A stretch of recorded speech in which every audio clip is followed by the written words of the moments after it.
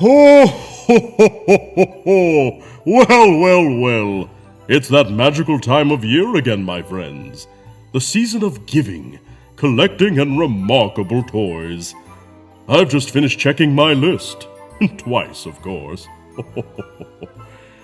And let me tell you, the boys at Adventures in Collecting are at the top of it. I've been keeping an eye on them, making sure they're sharing all the holiday cheer. And maybe a few toys for themselves, too. Now, I know you've all been good this year. Mostly.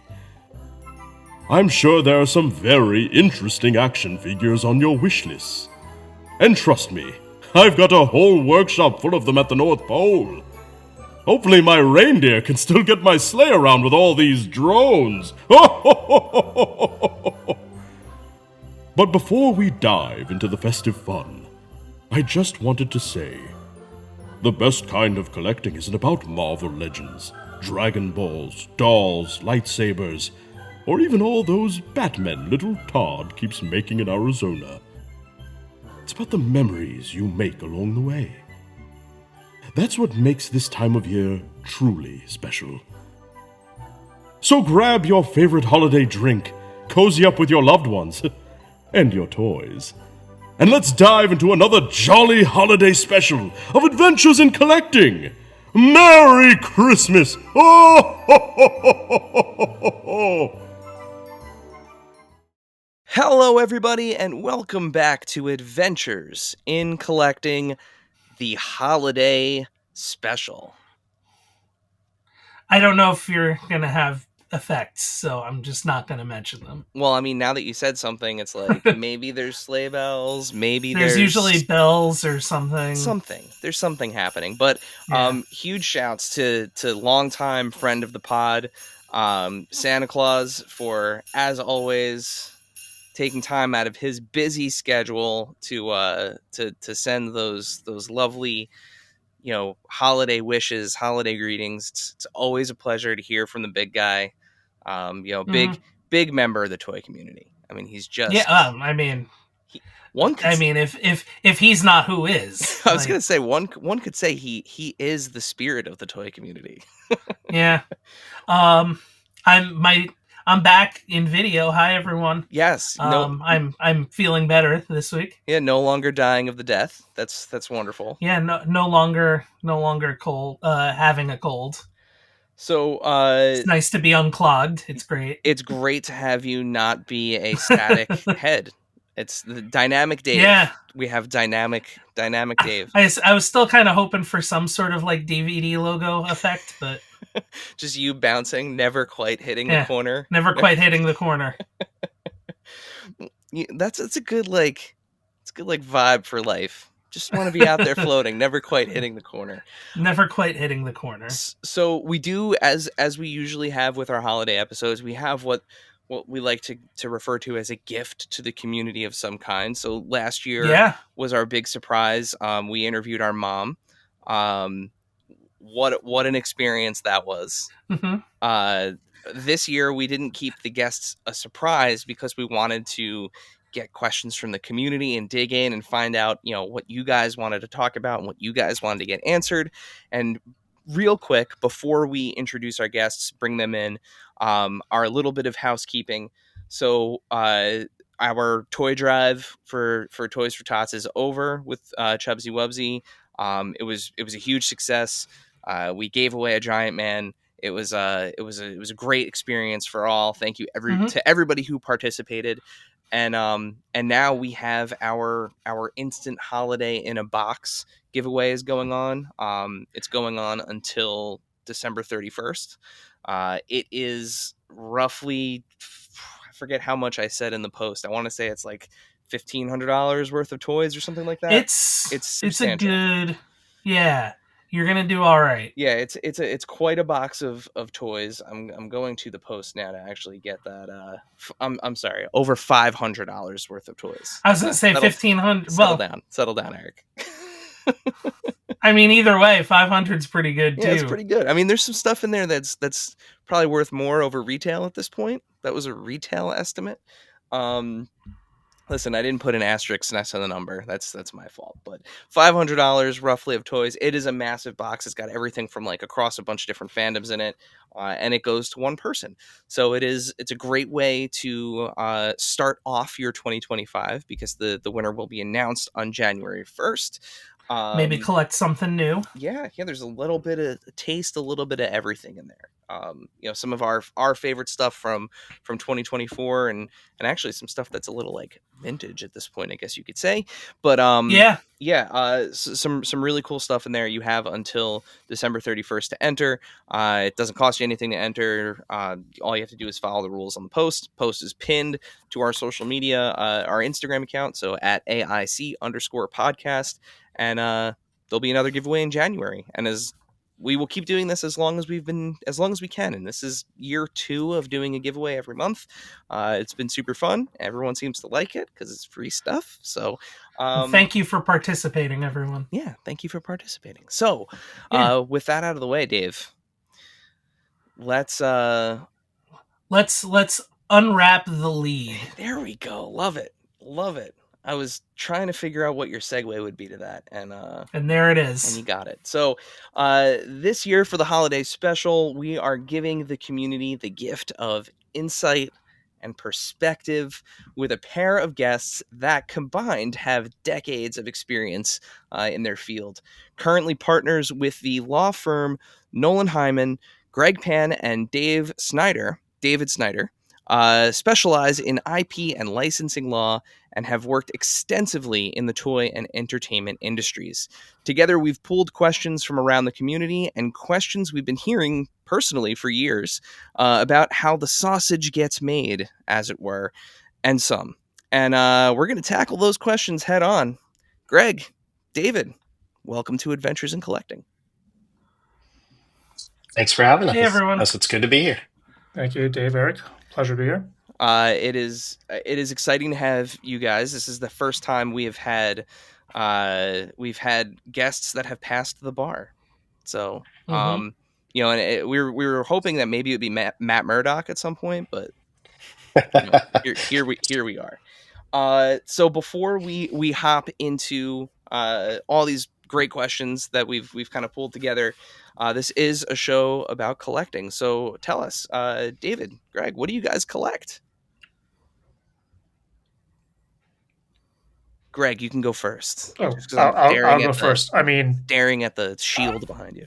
I have some very obvious stuff behind me, but I collect a few props, especially the Marvel ones, and basically anything 6-inch, 1/12 scale. I collect everything across the board. It's a golden age right now for 6-inch figures. So Classified, Jada Toys, Mezco, they're all making great stuff right now. I guess I'm more of an 80s sci-fi kid. I have a collection of Eagle Moss starships sitting across from me in my office. I'm a huge Robotech fan, so I've got a Prime 1 statue. I actually have a helmet that I made with some friends. We have a company where we produce those. I like the ships, and I like the transforming robots and things like that. And I try to find sort of unique things to collect.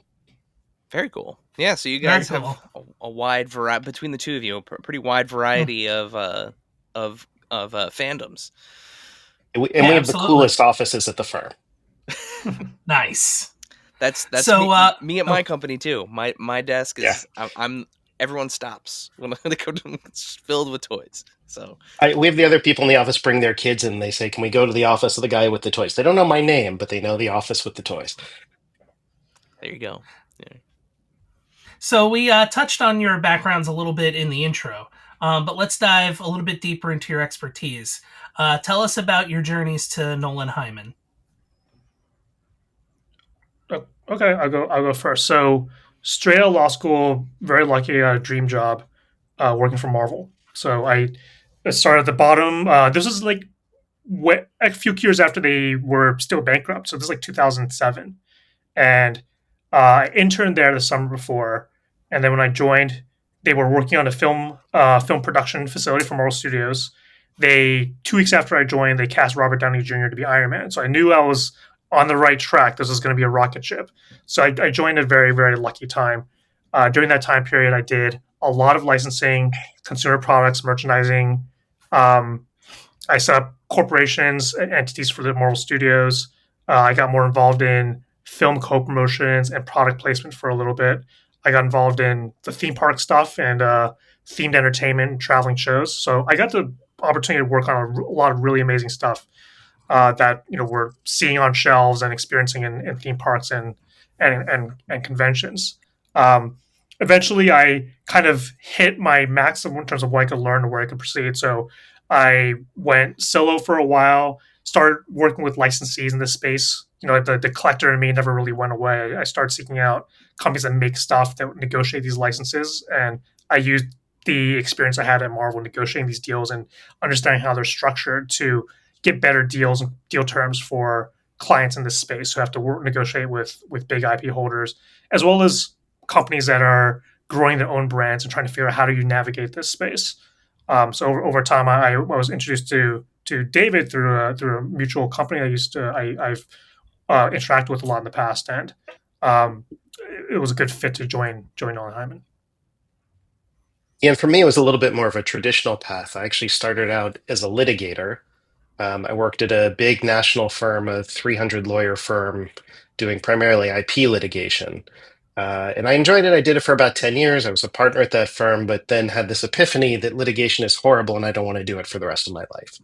And I had an opportunity at that point to go in-house with one of my clients. It was a company called, well, company is called Leg Avenue. They sell lingerie and costumes. So it was a very fun job. They were the leader, probably still are, in sexy costumes, and they weren't really in licensing. And it was a large company, but a family-owned business. And after a couple of years, I went to the one of the family members who was running the business and said, "Hey, there's this $4 billion licensing industry. We should get into it." And he said, "Yeah, great idea." I said, "Good. We should hire a licensing agent." He said, "No, you just go do it." I said, "Okay." And I went to licensing show. I had a friend who worked at Fox. I sought her out and I told her what I was doing. She said, "Well, great. Let me introduce you to everybody at all the studios." And she literally walked me around the floor, introduced me to every studio. And there were two very big companies already dominating most of the costume market, doing most of the Marvel costumes. And so this woman from Paramount said, "Come on, let's get you a license." She started flipping through her D license book and hit Top Gun. And I said, "Wait, why does nobody have that?" She said, "It's a 20-year-old movie. Nobody wants that." I went back and talked to our designers, and our lead designer had no idea what it was. She went and watched it and came back and said, "Why do you think people want a license from a 20-year-old movie about gay guys playing volleyball?" Um, and I said, "Trust me, this will sell." And we took it, and it was a huge hit. They actually still sell that costume 10 years later. Um, and so I sort of got my chops in licensing. We worked up to a Disney license. And eventually I went out on my own, continued to work with the company, but as outside counsel. And I met the founders of our firm, Wendy and Michonne, and it was just a great fit. They had a great perspective on things. They have backgrounds in entertainment, so it was a really good match.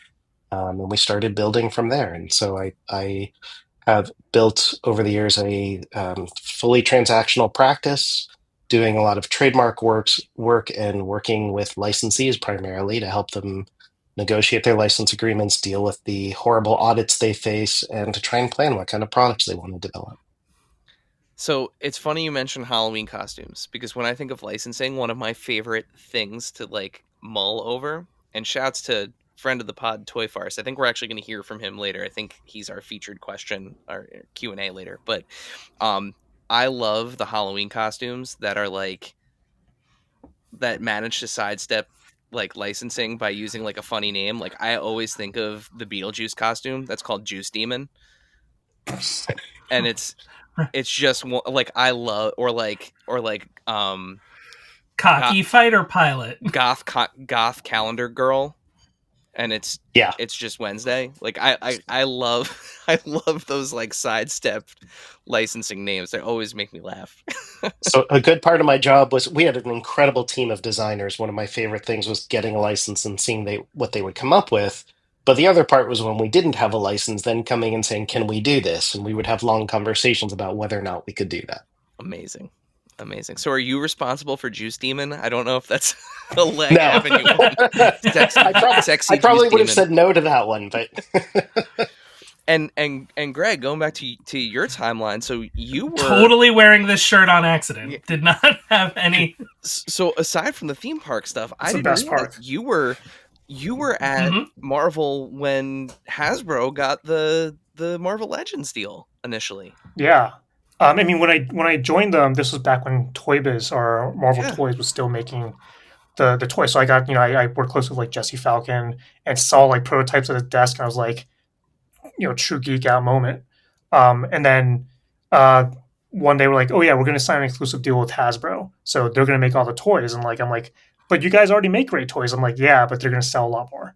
So I was there from the beginning of the Hasbro, and kind of over time had to manage and get heavily involved in that license, because that was their master toy license, their exclusive action figure partner. So I had to be very, very creative and figure out ways to utilize kind of the loopholes and the the exceptions that we could use to make other action figures and other types of toys that Hasbro had exclusive rights to. Interesting. Oh, boy, I can't wait to get into some of this stuff. Mm. All right. Yeah. So let's start broadly though. Generally speaking, how difficult is it for a company to obtain a license, and how does that pitching process usually work?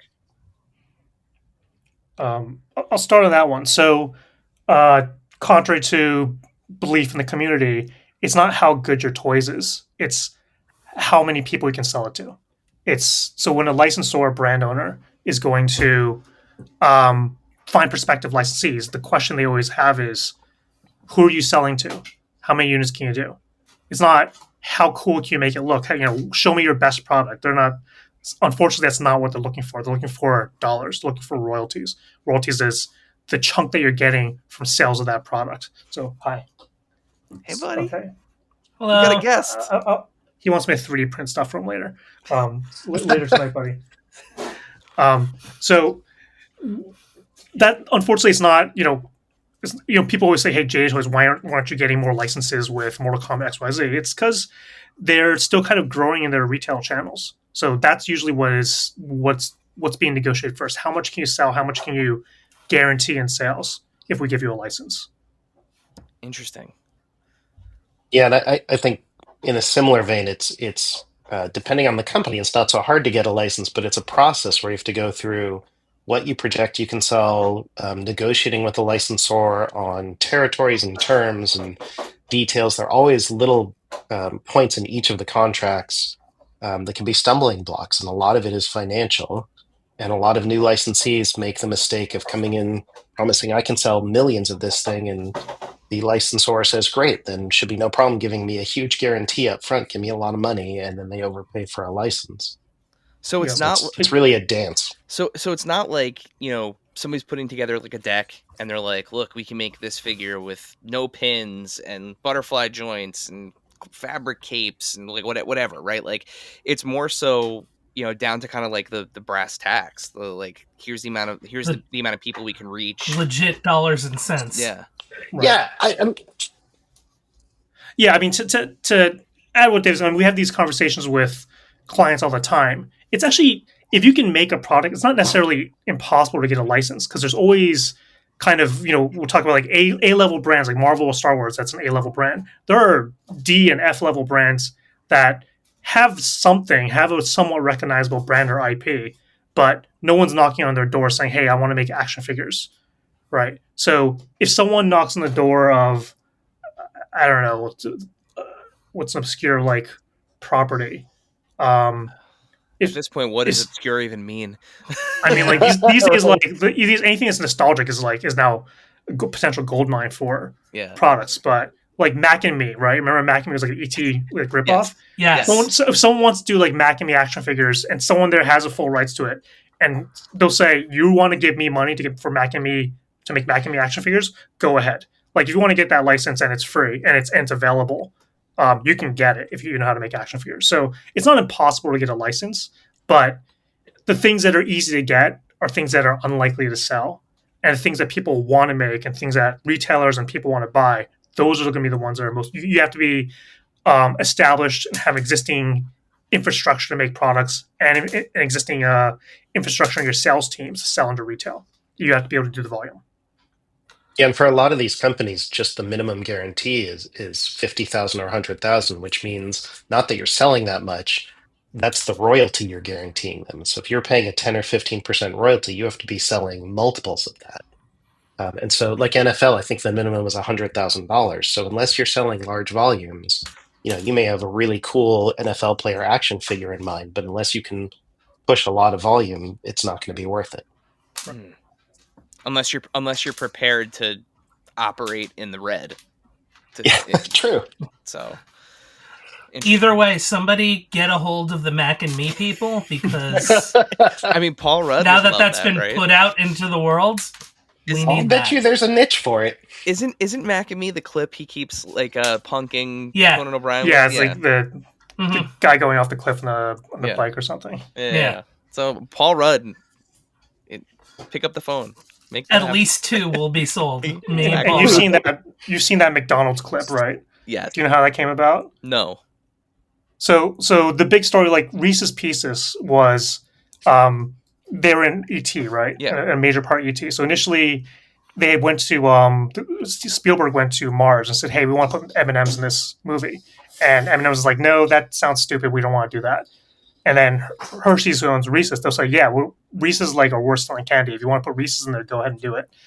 Happy to let you do it." And then that was like a huge break. So Mac and Me, their team was similar situation. They went to like all these brands, like, "Hey, we're making the next ET," and McDonald's is like, "We're in, but we want to have like a song and dance number." And they're like, "All right, we'll do it." So that's how that came about. Amazing. So we've already heard it, the term kicked around a couple times, but what does, and we've seen it in like a ton of like press releases as well, but what does the term master license actually mean? You want to take that one, Dave? No, I think you should answer that one since you dealt with them more often. So generally, it means that when someone has a master license, they're the exclusive partner for that category of goods. So if someone's saying that they're master toy license, that means generally it means that they're the only ones who can make toys. If you got the Mac and Me master toy license, that means anything that has to do with toys. You want to make Mac and Me, phone rocket launcher, action figures, trampolines.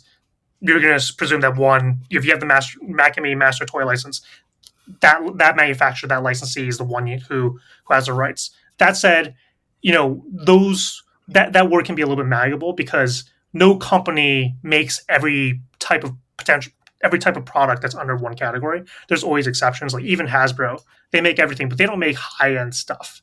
They don't make statues, and then there are other companies that do other things better. So there's usually in reality, when these agreements are negotiated, there's always exceptions kind of carved out. But it usually means like the biggest licensee in that category is the master licensee, the one who's doing most of the product. Yeah, it's interesting because, especially looking at the modern toy market, there is almost like bifurcation everywhere. Like you have, you got, a company like just using DC as an example, like you have Spin Master making like DC toys, right? Like they're making like smaller form factor. They're making the stuff that's targeted to that kind of like eight and under, I think it is, category. Right. Whereas, you have McFarlane that's out there making the 7-inch figures and, the 110 statues and sometimes even larger.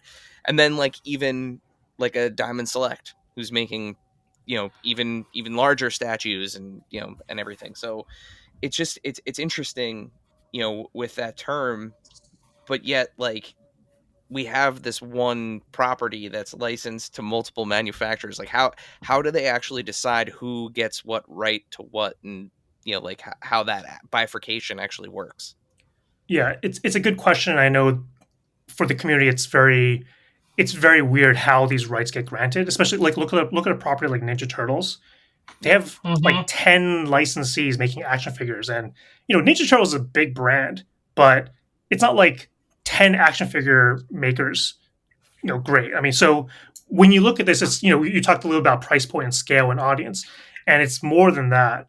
The types of main categories that you splice out rights is, you can do scale, right? When we talk about like the action figure itself, you can talk about scale, you can talk about materials, like someone like Jada might do the metal versions of the toys. You can talk about um, with vehicles, so they can they can do the figure, but it has to be the vehicle. There's so many ways to splice it. There's high end, for collectors. They can split it by territory, so you can have Haya Toys doing Asia and or Hot Toys doing like 12-inch high end scale, high end figures. And then you can also break it up by retail. So some of them are only selling really to the specialty market. Some of them are selling more for mass market, so the Targets and the Walmarts. Um, so there's a lot of ways you can slice these rights by territories, where they're sold, to like materials made, to the size of it, to the audience. And then there's also like the iteration of the characters too. Someone may be getting the movie characters. Someone may be getting like the Eastman Laird like original comic book versions, and someone else may be getting like the cartoon versions. So again, I think like Turtles, like there's a lot of overlap going on for a lot of these licenses that they have. They seem to be doing okay with that. There's a term that's used in the licensing industry called cannibalization.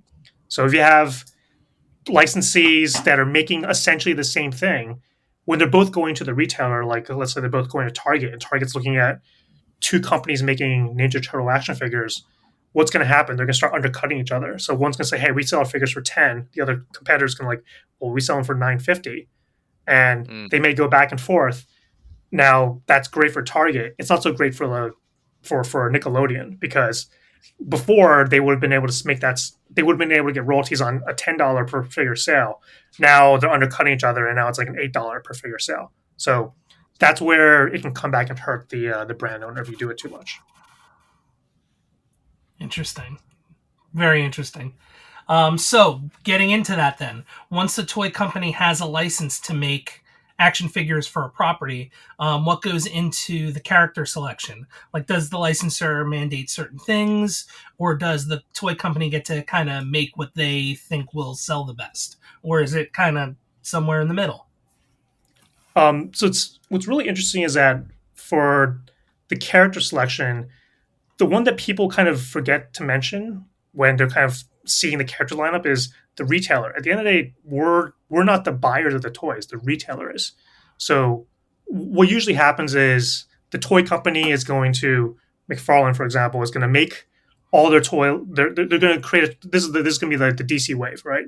And they're going to come up with a couple characters, and they just might be like sketches or images from the DC style guide initially, and they're going to bring that to Walmart and say, "Hey, we're going to do these DC action figures. Which ones do you want to buy?" And Walmart might very well say, "We want 3 Batmans, a Superman, a Flash, and a Green Lantern." And McFarlane's like, "Okay, Batman sells, obviously." So I'm sure Todd is making a lot of the decisions on which characters can be featured in there. But at the end of the day, Walmart is their biggest buyer. They will always be one of the biggest retail buyers. And Walmart says we want Batman, then Todd's going to make Batman. So retailer has a little bit of a say in terms of what figures get featured. Obviously, when you look at like Marvel Legends and they're making like the Orb, I'd be shocked if anyone in Walmart knows who the Orb is. But they're kind of going with a similar thing. They're just saying, "Hey, this is going to be the way with figures. Don't worry, there's an Iron Man in it. Don't worry, there's Wolverine in it. Don't worry, there's Spider-Man in it. And there's a bunch of other little characters as well that are, they're important to like the Marvel universe, and fans are going to love it." And even the Walmart buyer doesn't necessarily know who the Serpent Society is. I'm like, okay, fine, we'll buy that wave. So in that case, Hasbro's kind of making those decisions on which characters they want. They're obviously coordinating closely with their brand owner. In my experience, the brand owner isn't saying, "Hey, you have to make these figures," because at the end of the day, the licensee still has to sell them. But there's a lot of communication going on. So the brand owner is saying, "Hey, just so you know, we'll be doing these movies, these upcoming movies. So maybe you want to do some of these characters because they'll be getting their first live action debut. We'll have these events in our comic books. We're going to have these video games coming out. These characters are going to be featured. So it might be a good idea to do that, because especially when the toy manufacturers are selling to retail likes to know, okay, you're including this character. Why are they interesting? Why are they important? Why are people going to buy this toy?" And then they'll say, "Oh, don't worry. There's going to be a video game coming out in September with that character in it. So it's going to be high presence in people's minds." Or, "Oh, there's gonna be a Netflix series coming out," or this one's featured prominently in the comic book. So retailers and buyers are always asking are what's the associated media with these characters, so to give them a better reason to buy them. Yeah, I mean, we. Yeah, and I Oh, go ahead, David. Go ahead. was going Go to say, I ahead. think it's important to keep in mind that most of the licensors are licensing out their brands because they don't make the products that the licensees do, and so they count on the licensees and their design teams to come up with unique and original products. But the licensors all retain approval rights, and they exercise them to different degrees. So Disney typically has teams, and if you're doing a Disney product, their team will give you creative input. They're very protective about their style guides and how characters look. They're probably not going to get into minute details, though it can happen, but they will give input, not so much character selection, but they'll give input on the design qualities, the quality of the products. And even sometimes you get smaller licensors. If you've ever dealt with Alvin and the Chipmunks, they're extremely particular. They will get down to the color of a particular product Hmm. to make sure it's consistent Hmm. with their view of what the character should look like. So would you guys say it's safe to say, in your experience, that it's more so the licensor focusing on the execution of the product rather than what the product actually is, like ideation wise? So like let me give you an example, right? So it's like you said, just going back to Marvel for a moment, you know, we have this new movie coming out, uh, Deadpool Wolverine. It's going to be huge. Here's some uh, production art or storyboard art. We're, to start working on. You might want to consider this, and the Marvel team gets, a look at everything and they're like, okay, we're going to do this version of Deadpool. We're going to do this version of Wolverine, and then maybe this version of Wolverine too. Then what really happens then conversationally isn't so much like, I don't think you guys should make that version of Wolverine. It's more like, make sure that this color is this and like he has this feature, and like, that's the kind of stuff that they get kind of caught up on. Yeah, so when it comes to the movie stuff, which is kind of a different topic, but um, usually when a company like Hasbro is getting a license, they're going to pay for those movie rights, and those movie rights have a cost. So for them, it's kind of, we paid for these rights, we got to use them. This movie's coming out, it's Marvel, Star Wars. Sure, once in a while they may have an Eternals, but for the most part, those movies do well. The retailer's going to buy it because it's a blockbuster film. So even though, and then they have to work with what they got. So as you know, with movies, um, nothing's finalized, 12 months before Yep. the movie comes out. And Hasbro, that's what they're working with. They have to make these figures 12 months in advance because they got to get approvals from the license for Marvel. They got to get it to the factory. They got to make the tooling. They got to get the sculpting. They got to mass produce these, and they got to ship it overseas in time for the movies. So um, they're dealing with a crunch timeline.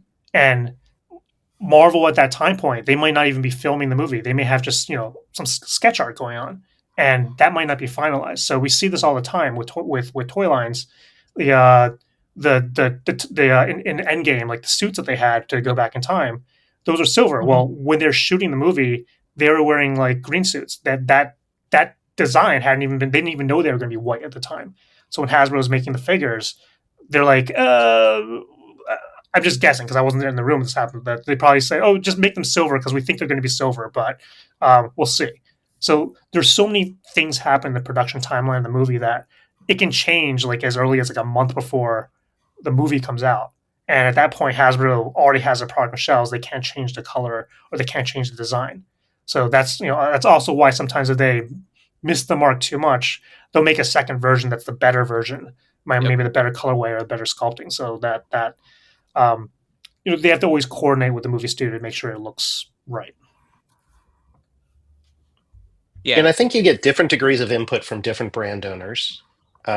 Some of them will suggest, like, hey, you should really do this character. Sometimes they're really pushing licenses or characters. But I think ultimately it's the toy company or the licensee that has to figure out what's actually going to sell. And they're the ones who are paying the cost and paying the royalties. And so the licensors are really dependent on the licensees to ultimately figure out the best product range. But there is oftentimes input back and forth with the brand owner suggesting what they think will go well. Makes sense. So it's like, yeah, crank out a couple Cody Rhodes because Cody Rhodes is on TV every week, like stuff like that. Well, yeah, we talk about it all the time, right? Like having like an anchor character for each wave. You know, your Batmans, your Spider-Man, your Wolverine, your Cody Rhodes, your Roman Reigns for like the longest time. You know, Goku. Just you can always get a Goku. There's never not Goku on the shelf somewhere, in some form. But like that's the other thing too that like we kind of harp on as as longtime collectors is like, and I think honestly, like Jax is a perfect example of this with their Mario and Sonic figures. There is always the chance that one of those Sonic or Mario figures is somebody's Is their first Sonic or Mario figure. And that character is always on shelves. It's literally every single wave of those 5-inch and even the 2.5-inch Mario and Sonic figures. Every wave has a Mario, has a Sonic, like without fail. Then you get like all the other like side characters or like villains, but like there's always a Mario and there's always a Sonic, and those things move. Like those figures move, and it's fascinating. So there's a lot of push to do very standard characters, do them just as they're shown in the show or the movie. What I find really interesting is occasionally you will get licensees, like I've seen Sideshow do this, where they will do a version of the character that is not depicted in any of the media. And so it's their own original take on the character. And those are really amazing statues.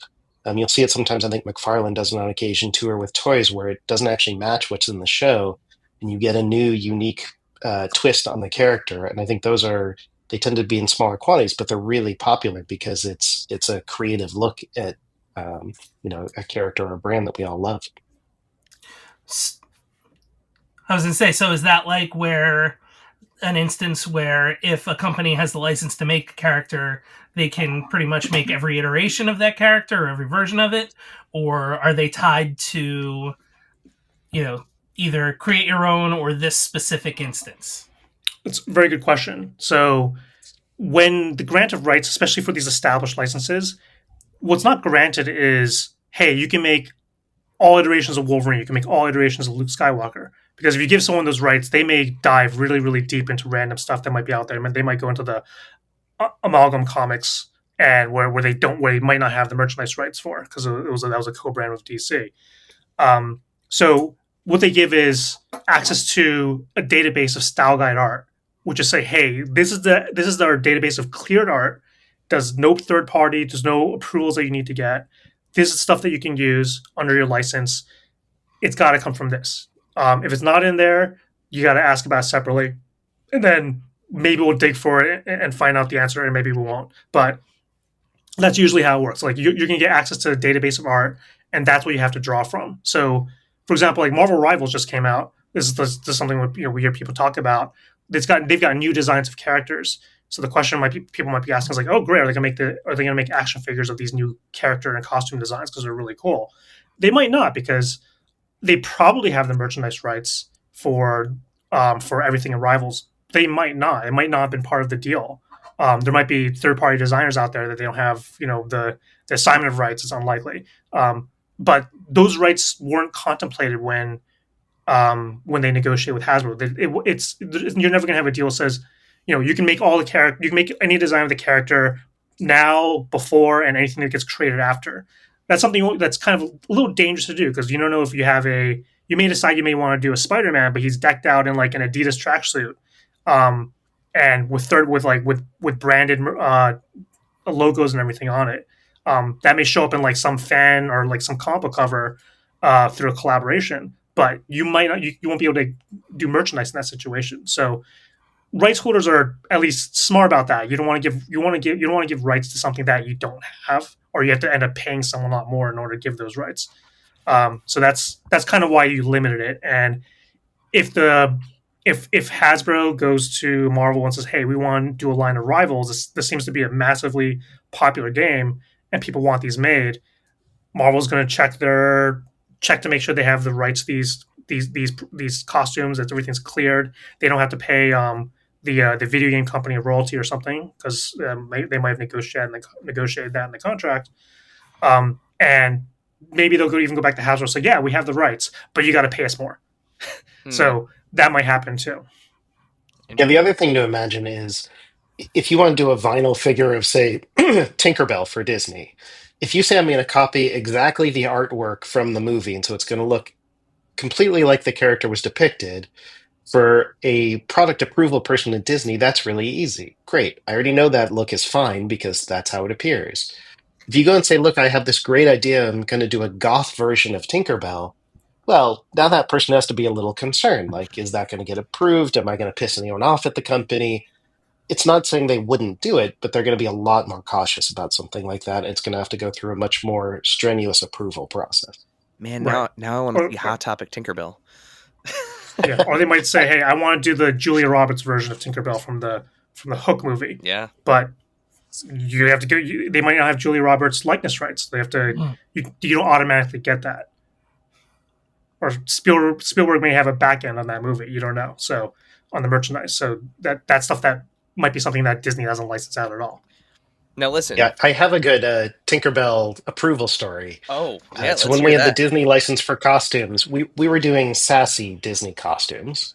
And so for most of the characters, we would go in every time with our designs, and they would say, yes, the chest needs to be higher and the skirt needs to be lower. So for Belle, for any, Snow White, everyone, higher, lower, except for Tinkerbell. We went in with it tight, and they said, yeah, that's pretty much how she's drawn. It's true. It's true. That's a very And short skirt. she's and just the sassiest character there is too. Yeah. So. Yes. Yeah, that's true.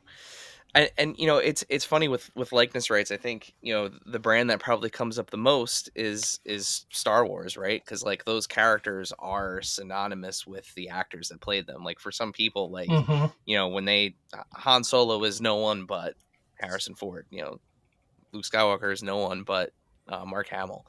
I think like the prevailing rumor around the community with Star Wars is always just like, oh, when you sign up to be in Star Wars, you sign your likeness rights away. Lucasfilm owns it. They could do whatever they want to do with it. I don't know if there's any truth to that, but that's just one of those things that like has been circulating, around the community for as long as we've been enjoying toys.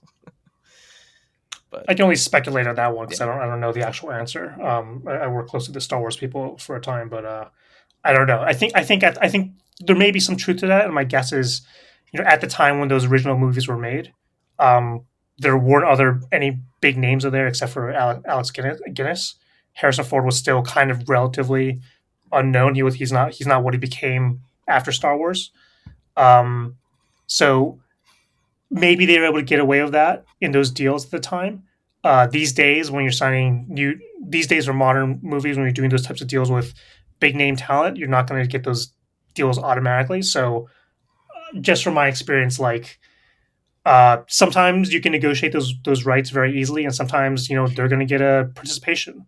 Or sometimes if it's a big movie, it's like if you're gonna be Captain America, you're giving your merchandise rights away, and you're going to get paid in your appearance fee for the movies. You're going to get paid for that, but just accept the fact that you're not getting a piece of the merchandise.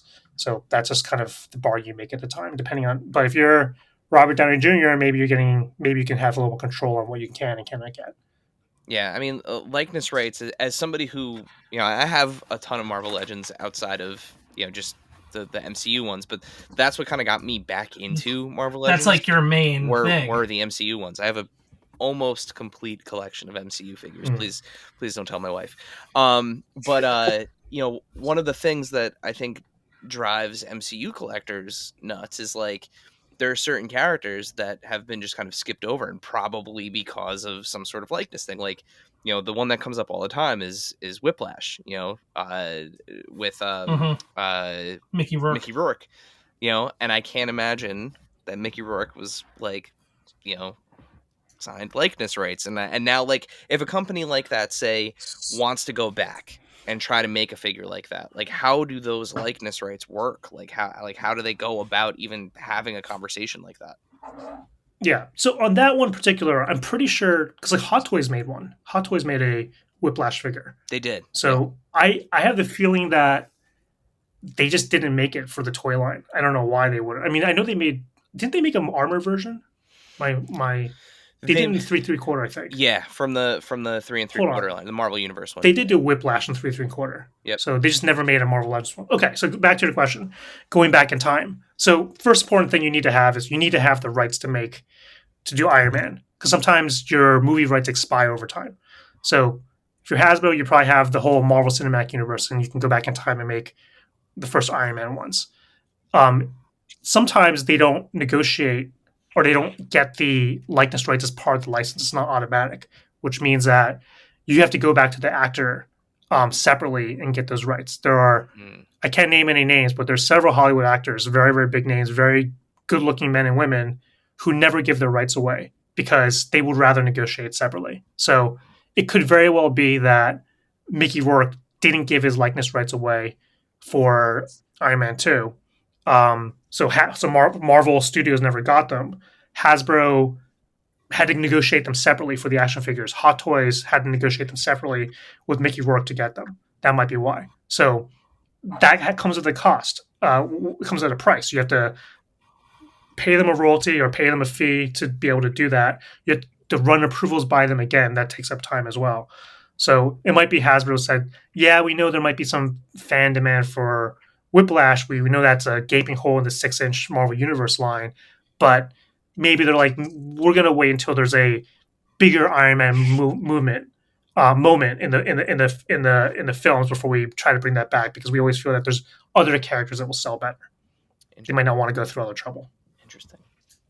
Yeah, Tom Cruise is one of the most prominent people who rarely gives likeness rights, and so you'll often see for Top Gun merchandise. I think there are some things out there with his image, but it's pretty rare. None of the costumes use his image on the packaging.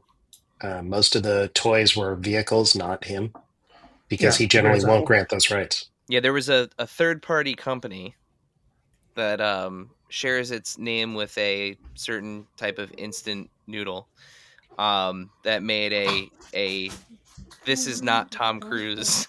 I remember too. I think it might have been called like "Not Maverick" or something like that. Like it was pretty. Yeah, I think there was supposed to be like a mummy pop at one point too, and that got pulled like late.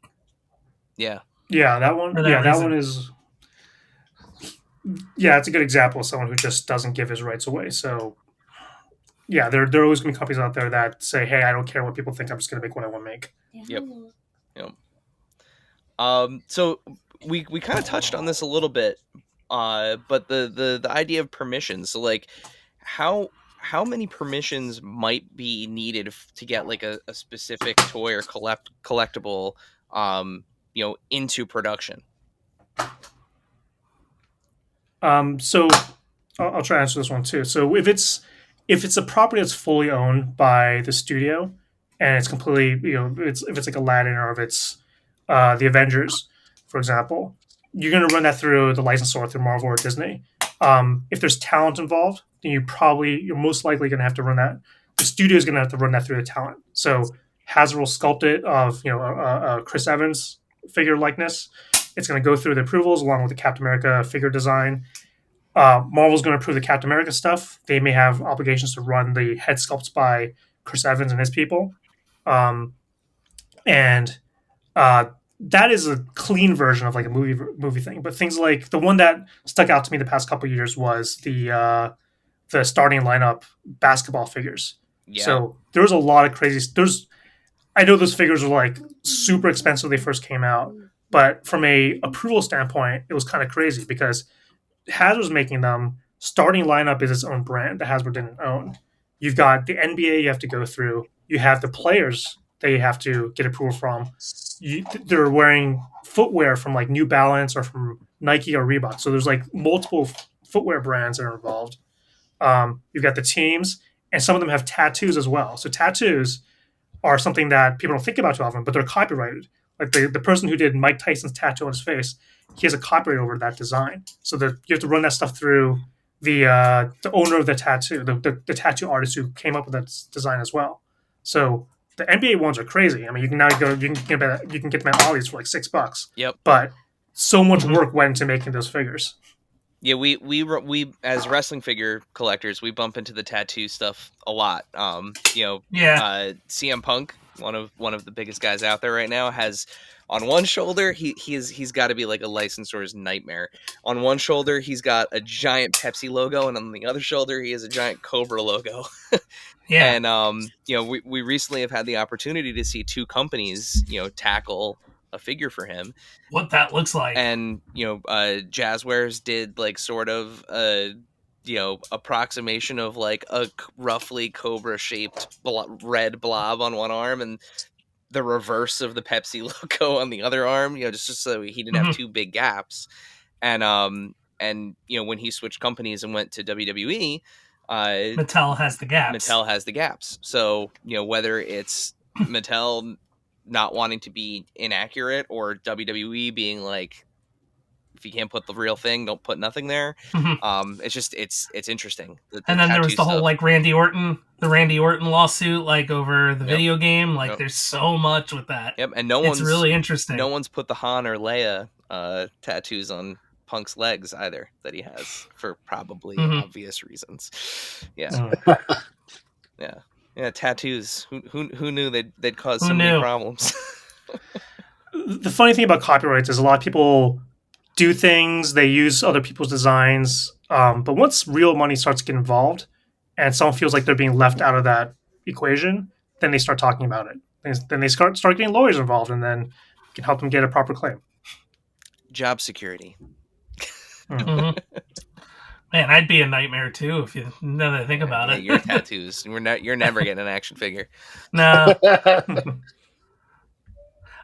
So another thing as part of like what you think about as far as permissions, is tooling reuse factored into anything contractually, whether it's for likeness or whether it's for even just iterations of characters. That's an interesting one. There's kind of a history lesson attached to that. So back in the day, people didn't really care about tooling. And, you went to a toy company and you had your toys made, and your priority was make the toys at the price we're asking for and get them delivered. So like, I remember there's a case of like these Robin Hood movie figures, and they just reused the sculpts and bodies from like some other line out there. Was it Batman? I can't remember what it was. Star Wars. It was Star Wars. It was Star Wars. Yeah, it was the Ewok Village. Yep. Yeah, I mean, back then there were only so many factories making toys, so if they could reuse, like tooling is expensive. It's a big, massive metal block that you have to carve into. They're expensive to make. They're expensive to store, everything about them. So if you can reuse anything, just if you reuse a bicep piece or a chest piece, that's one less expensive thing to do, and then you can make the toys cheaper and you keep those price points affordable for families.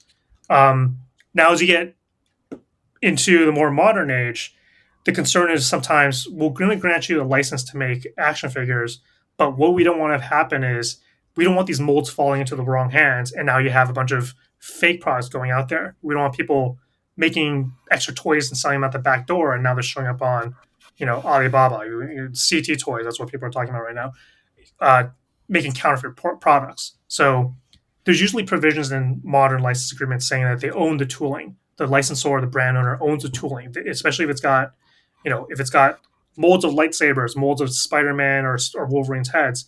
They want to make sure that they own that, because if anything happens to the toy company, they go bankrupt.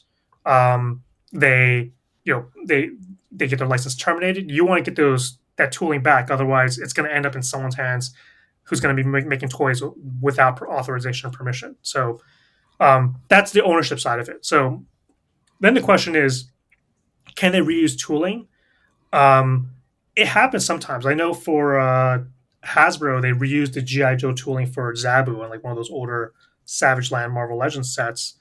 And that was, in that situation, Hasbro had the tools already. So they were just reusing them as like a cost-saving measure. But I don't think they could take the Hasbro tooling and reuse that in G.I. Joe, because Disney and Marvel technically owns the tooling in that situation. The other thing that people don't think about is they use multiple factories. So it's not so easy to just say, hey, when we're making this figure, we're going to reuse the legs from this other figure, though that tooling might be in another factory in a different city. So you can't exactly just make it and shift it over. You want to make it under the same roof. So those are other considerations that you need to think about when they're making it. But generally in these modern days, tooling for IPs are not kind of reused and reshuffled all around. Um, Contractually, they're not supposed to be able to do that. Does it happen? Maybe.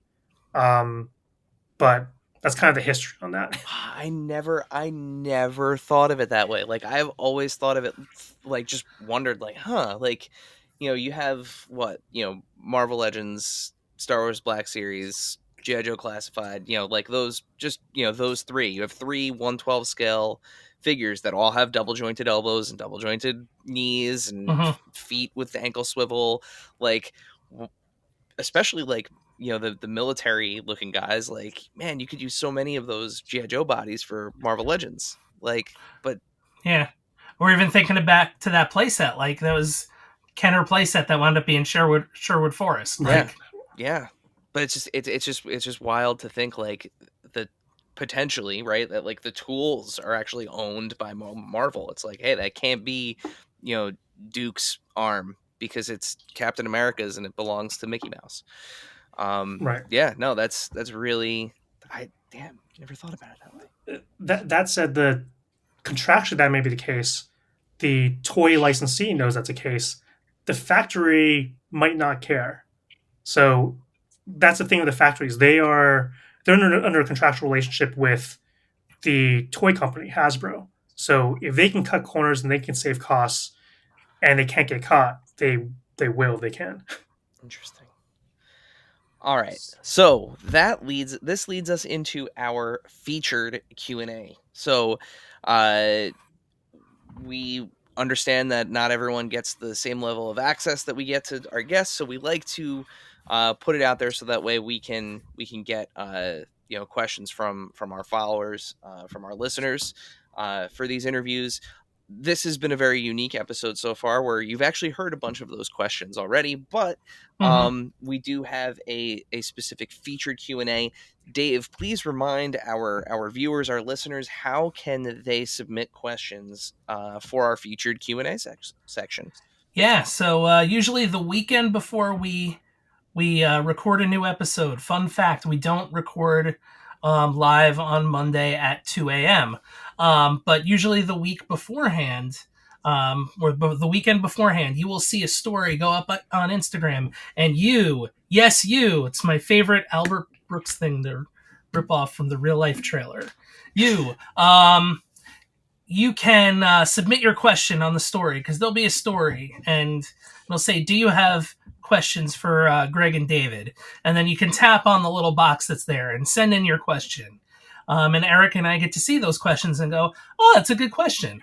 And then you can become the featured Q&A person, where I will undoubtedly have trouble pronouncing your handle, but that's okay. It happens. This is a very easy one this week, but sometimes there's ones where I figure out that it's a word 5 minutes after I said it. So this is true. This is all very, very true. That being said, Dave, would you like to ask this week's featured question? Yes, I would. At Toy Farce, friend of the pod, Toy Farce, asks, how early have you been brought in when it comes to entertainment tie-ins and toys?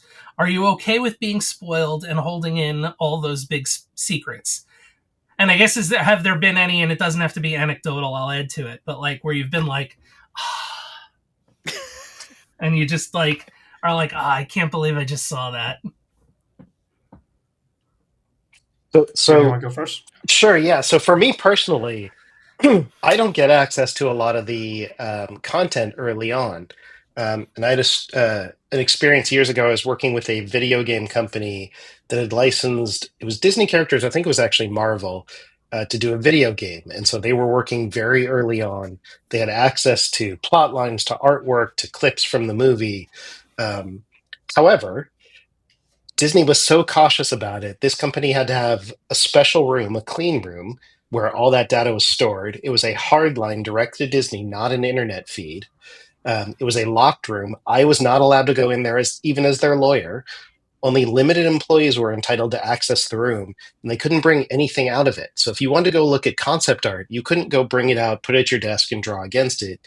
You had to go into the clean room, look at it, do your work there, then go back to your desk and try and create things. So they went way out of their way to keep as much of it secret as they possibly could. Um, and oftentimes, as the lawyer, I don't get to see those things. Every now and then I do, and I don't mind the spoilers, but oftentimes it's very segmented and kept as secret as possible. I think Greg probably had more access than I did, though. Yeah, I again, I'm very lucky to be at Marvel during this time when the Marvel Cinematic Universe was being born and built. One of the things I had to do there was I had to approve a lot of the style guides. So there's a lot of clearance. Like remember I talking about anything you give the licensee, you better make sure it's clear. You don't want to find out that there's a Nike logo hidden somewhere or there's a third party trademark out there. So I had to look at all these style guides and make sure that there's no third party IP that has to be cleared that we can't use. I had to flag everything that had character likeness on it because that gets tagged in our system. If someone uses character likeness, that gets tagged because you have to run that through approval. Sometimes there's an extra fee that comes with using certain characters. So the system needs to be able to recognize, okay, if this image is used, these are the stipulations that come along with that. I For a time, I kind of oversaw the script reading process. So when licensees and partners and potential partners need to kind of learn about the film that they might be doing a deal with, they want to read the script. So I had lots of interesting stories where I was the keeper of the script. I had to be trustworthy. So I guess to answer that one question, am I good at keeping secrets? Yeah, I was very good at keeping secrets because they gave me the responsibility to handle the scripts. So when Hasbro, actually, that's how I know Dwight, but that's when Hasbro came in or other partners came in, I had to get a script from a safe, bring it up to them, kind of monitor their time, make sure that they were in a secluded room. I had to take away their phone. There's all these security policies involved with that. I got to read the scripts too. What I did learn was a lot of things change in the movie productions. So the script was always getting updated. There'd be like a blue version, a black version, a pink version. It went through all these iterations while it was shooting. So at a certain point, I'm like, yeah, I'm reading this and it's fun and cool, but I have no idea what's actually going to end up on the final screen. We saw screeners too, and the screeners, they weren't a complete film. Some things were still in CG. And then I'd see the final version of the film, and they changed whole things out of it. And then it's hard to remember, like, did that scene happen, or did I imagine it, or did I see it in an earlier version? So, like, some of the Marvel Cinematic Universe movies, there's things I saw in an early screener that wasn't the final version. So sometimes, like, I don't actually remember whether it's actually part of the universe or not. So you just have permanent what's the term? Like Mandela effect. Yeah, the Mandela effect. It just like permanently exists in your brain. Yeah, there's a multiverse in my head of movies that were never made in the MCU or scenes that were never happened. It's like the deleted scenes. I can't remember whether those in the movie or not. There's a butterfly effect version of some movie somewhere, like just cobbled together. Meanwhile, I'm sitting here picturing Dwight sitting at like an empty boardroom table, like in an office in his flannel, and Greg walks in with like a suitcase handcuffed to his wrist on the table, puts in the code. Like it's a skiff like you see in a movie. Yeah. There's a little bit of performance to it because the big thing is you can't just go there and like here's a raggedy ass script, plop it on a table and like treat it like it's not important. You gotta, part of the security aspect is you have to make them know and feel that this is a big, important deal. There's a lawyer monitoring the script. I had to read out, I memorized it. Like, I had to read out like a whole spiel about confidentiality. Don't talk about it. Don't mention it to your cousins. Don't mention your kids. I don't care what your wife thinks about you. Don't mention it to her.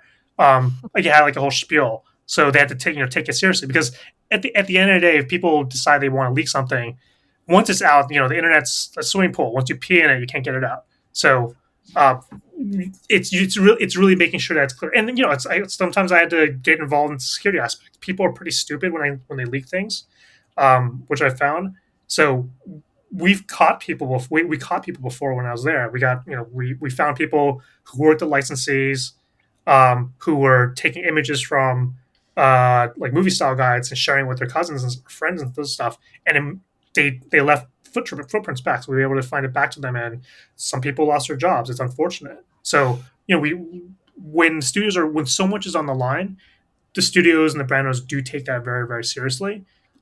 It's not just a power thing. I'll give you like one of the main reasons why is when you do co-promotional partnerships, which is an area I was in at one point, oftentimes you're selling off exclusive sneak peeks to certain like marketing and entertainment channels. So Entertainment Weekly, they may have exclusive rights to the costume. They're going to be the first ones to see Captain Marvel's costume, right? So if someone else out there somehow gets an image from a merchandise style guide and puts it out on the internet, and they become the ones who release it first, Entertainment Weekly's like, we paid for an exclusive, we don't have it anymore, we're out. Well, certainly, but or they're going to say we got to reduce the fee because everyone already knows about it. Our magazine cover is no longer important. So that's just like one example. There's that's scaled all across all the different types of marketing elements, but there's a reason why they keep so many different things like under lock and key. Trust me, everyone wants to talk about it, but there's a very tailored marketing plan. The marketing people follow and try to control to make sure that elements in the movies are released, at a proper pace with the right partners, so they're getting maximum exposure. Yeah, and it's funny too because like all the industries that we've talked about so far in terms of just like products, right, have all been guilty of revealing something from the movie, like spoiling something from the movie early. Like I with the like hype of like Spirit Halloween and stuff now, and costumes. Like I remember before Beetlejuice 2 came out, like people were like, "Look, here's the costume from Astrid that she's gonna be wearing this in the movie." Or like my favorite Marvel one is the Lego set that spoiled Giant Man and the battle of at the airport. Mhm. It's just it's so funny that these consumer products end up spoiling these big moments from movies because they need access to it early enough for the runtime to be able to make the product. Yeah, Yeah. and I think it's interesting because the studios have a lot of control over what gets shared and what doesn't. So sometimes you ask, how come they never made a figure of this character? Um, it could be because they didn't have the final design. It could be because the studio was they felt that element of the story was so important that they didn't even want to give those rights to merchandisers to make money on consumer products. The biggest example for that is like Grogu Yep. or Baby Yoda. They didn't tell anyone about it, right? And when you're like, it's a lot of that sometimes has to do with like the power of the director or producer. If you're Jon Favreau, you can say, "Hey, I know Grogu is going to make a ton of money for you guys on merchandising, but I want people's first eyeball on of Grogu to be episode one of The Mandalorian at the end. Because if that gets spoiled, then the whole pacing and the whole mystique of that franchise is gone. As a director, as a filmmaker, I want to make sure this is the story I want to tell. So if you're Jon Favreau, if you're a very esteemed producer or director who's getting paid big bucks by Disney, they're going to let him call the shots on that type of thing for those types of things. Other cases, consumer products might have a lot more pull than the director if they're not such a big name. And it wound up being like the most correct decision of all time, too. Yeah. They got both sides of that, right? Like they got that amazing reveal, like you said, the mystique, the pacing, that episode, it's like a perfect episode of television. And then that you got Grogu fever. Like they got both. Right. Yeah. They got both. Mm-hmm. Yeah. Similar situation, Baby Groot from Guardians of the Galaxy 1. No one knew that Baby Groot was going to be in the movie. Like I told you I did approve the style guides. I saw a lot of early screeners, and then when we saw the actual film when it came out, that the after credits for the dancing tree Baby Groot, that was new to us. I was sitting next to the head of our toy lines, and I was like, I was going back to her like, did you know about that? Did you see that? She's like, no, that's the first time I saw it. I'm like, we have to like scramble tomorrow and find out who's going to be making these Baby Groot toys, because if we don't, we're missing out on a massive opportunity. We got Funko on the line. We're like, you got to make this Baby Groot. This is it just showed up in the film. We'll try to get you images as quickly as possible. You got to make Baby Groots, and that was like the best selling Funko Pop for like the next 2 years. So those are things where it held back. Had we known earlier, we could have gone on top of it and made sure that the Baby Groot merchandise was on shelves right away. Instead, it was on. I think that was like the fastest they've ever moved on a Funko Pop. They got it out within like 3 months. Wow. So that's a situation where you just have to scramble, otherwise you lose the opportunity. But in that case, it was definitely worth it. Well, guys, with that, we've reached the end of our episode here, and our final question. So, we Yes. have a tradition on the show where we ask all of our guests a final question. As this is a special holiday edition of the show, we have a special holiday question to ask both of you to kind of round us out here. Yeah. So, Dave, would you like to fulfill your role as this podcast's James Lipton and ask our final question? Why, yes, I would. Our final question for the episode. So, since this is our holiday special, we have prepared a special themed question for you both. From your childhood, what was your favorite toy you received as a gift for the holidays, and do you still have it? So I'll go first on that. I don't still have it, unfortunately, but the GI Joe Sky Striker, it was their F-14 toy. I was a huge fan, and I remember it's probably 83 or 84, I don't remember, around Hanukkah time. It was the main thing I wanted. It was at the top of my list. I waited in anticipation, and I actually got it. And I have that feeling of going back to my room, pulling it out of the box, and I had to put stickers on. And for a week, I think I was running around the house, flying it everywhere. I was so excited about that toy. I loved it. I wish I still had it, but sometime in my late teens, my brother and I sold off all of our GI Joe toys to at a garage sale. So I miss it, but 40 years later, I remember the feeling of opening that toy. Oh, that's awesome. That's awesome. That's a good one. Greg, what about you? This wasn't planned at all. Mine's GI Joe as well. Not the same toy, but like I grew up with GI Joe. That was like the toy in like the late '80s and early '90s. But I got a lot. My parents were great. They got me a lot of figures. They never said no. Um, Vehicles are harder to come by because they're sometimes they're a higher price point, or they and also a lot of the vehicles weren't actually the best quality either. I ended up always breaking my vehicles, but I got the one Christmas. I got the GI Joe headquarters. It was the one where like the pieces, like if you hit things with they're like spring loaded, where there's Yep. like a prison where it opened up and the whole Mhm. tower came down, and that was the best toy ever because now I had like before I was making like structures out of like cardboard, Yep. and I was making my own things. I was early customizer, right? Early dioramas. But when I actually got that base that folded up and it could blow up and everything could fall apart and had all these like shooting missiles. There was like so many spring powered missiles in that one. I spent a lot of time with that one. I was always planning invasions as a kid, so that was definitely the toy I remember growing up. I don't still have it anymore. I think I had pieces of it that kind of like followed my parents as they moved houses, but eventually like that main headquarters was gone. But every time I dig through boxes, I'll find like a missile because there were like 800 of them in that set. That's awesome. Yeah, and Yeah, it's good. both the Sky Striker actually just recently got a HasLab, a re-release. So you Mhm. had And it, yeah, and it was the O-ring one. Like they did one of their made to order projects was the 3 3/4 O-ring Sky Striker, but they Sky Striker. updated it a little bit to make it more accurate to the real life jet that it's based on. So some of the dimensions are a little bit the different. F-14, yeah. Yeah. But yeah, you might be able to find Yeah. one out there now. That's I was going to say, I- I'm sure they're sold out. They probably sold out immediately, but I'll have to take a look. yeah, and Yeah, hopefully I got my Dragonfly back there. there it is. And Love I mean, that the one. G.I. Joe Classified is just, it's been so nostalgic because that was a line I had growing up. And I never got what's it called? Um, what's the, Warhog? The Cobra one? The Rattler? The I rat. never got the Rattler. Rattler. Yeah, I never got the Rattler as a kid. So that was the one I always wanted. Now I can finally get it in, 6-inch scale for whatever it was, $500. Yeah, and you need to like carve out a nice wingspan. I have to figure it out. I am dying in Yeah. space here. You and me both. You and me both.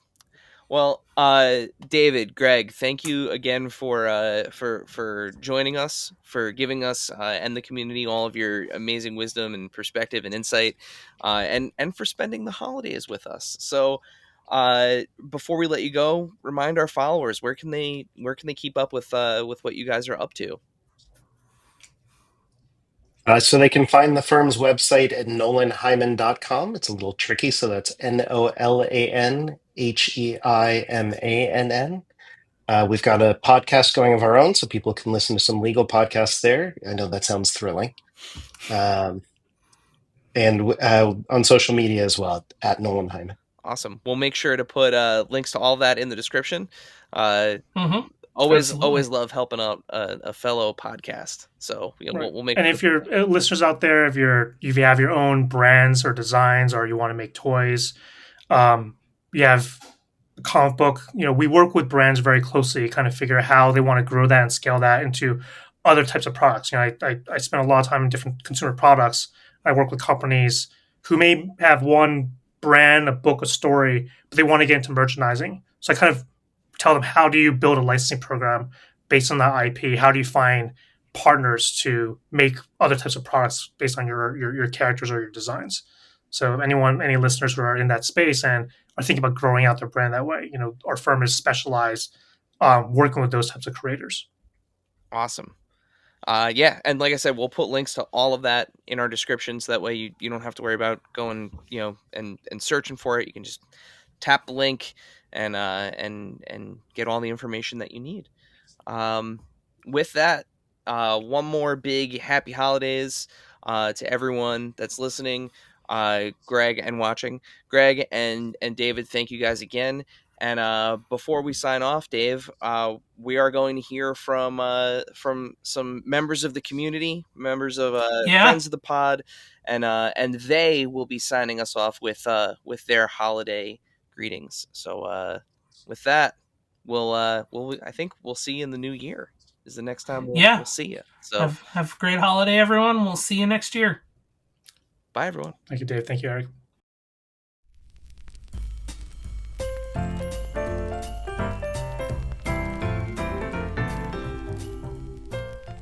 Hey everyone, it's Jason from Spiro. Just wanted to wish everyone a very Merry Christmas and a Happy New Year. Hey guys, this is Lenny from G.I. Joe Classified. Just want to wish everybody a happy holidays and Happy New Year. Yo, Joe. Hey, it's Kanik, and I just want to wish everyone in the figure community a happy holiday. I hope everyone got all the collectibles that they wanted this year from Santa. And if they didn't, there's still Jeff Bezos on Amazon. Have a happy holiday. Hey, how's it going, guys? Long-time listener, billionth time caller, but you're not returning my messages, and it's starting to feel like a one-sided relationship. I've sent you flowers and tasty treats, even tasteful news, but nothing. But it's the holiday season, and it's the time for forgiveness and cheer. So I'm going to be above all that and just wish you guys all the best. You keep rocking and rolling, baby. Thank you so much. Hey, Merry Christmas, Happy Holidays from NPU Collector 24. Hello, Adventures in Collecting, and Happy Holidays. It is your friend of the pod, as you like to say, Kyle Wadaga of Super 7 and other heavy metal fame, I guess. But it's not about me. It's about you guys and everything you guys do for the amazing community that we have here in the toy industry. Congrats on another year of amazing interviews, amazing podcasts. Love seeing you guys at conventions. And just cheers to everybody else in the toy industry for an amazing year of toys. As I've said before, the inmates are running the asylum now. Everybody's firing on all cylinders. Everybody's making the best stuff possible. There's never been a better time to be a toy collector. So, congrats to everyone in the toy industry. We deserve this, I think, hopefully. But, either way, happy holidays. I hope all of you are safe and having a good time. And I look forward to what 2025 brings in the future. Have a great day.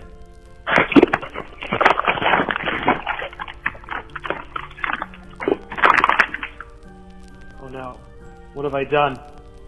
Hey there, Adventures in Collecting podcast listeners. Ryan Ting here, former Mint and Pack only collector. Anyways, just wanted to wish everyone a very happy holiday season, to thank the collector community for another fantastic year in this hobby we all share and enjoy together. It's your combined and unwavering enthusiasm and support that propels our collections forward with more and more amazing releases. Time flies when we're having fun. Shout out to AIC, Eric, and Dave for their hard-hitting interviews and the behind-the-scenes secrets from some of the toy industry's biggest names, and for the weekly Marvel Legends Monday wish list. Keep the requests coming. Bye. Hey, AIC, it's Pointer Things. Thank you for another amazing year of toy reviews, toy news, and just being all around amazing guys. Happy holidays to you and yours, and cannot wait to see what 2025 brings you. Hey, what's up, guys? This is Earl calling from out in Rhode Island. Just wanted to wish you guys a Merry Christmas, and thank you guys for all the content that you put out and all the awesome stuff that you do. Much appreciated. Thank you, and again, happy holidays. Oh, this is Dave Spring from Power of X-Men, just calling to wish you all happy holidays. I am such a big fan of all the work you guys do, your podcast, your Instagram page, you people. As individuals are incredible humans, the events we've done together, the cons we've gone to. It is always such a pleasure when you're interacting with real people who really have a pleasure for not only collecting, but the art of collecting and the little nuances that we as collectors like to dive into, and the interviews you guys do and the behind the scenes peek. It is such a pleasure to be in your orbit and be partners. Happy holidays to many more years with the podcast.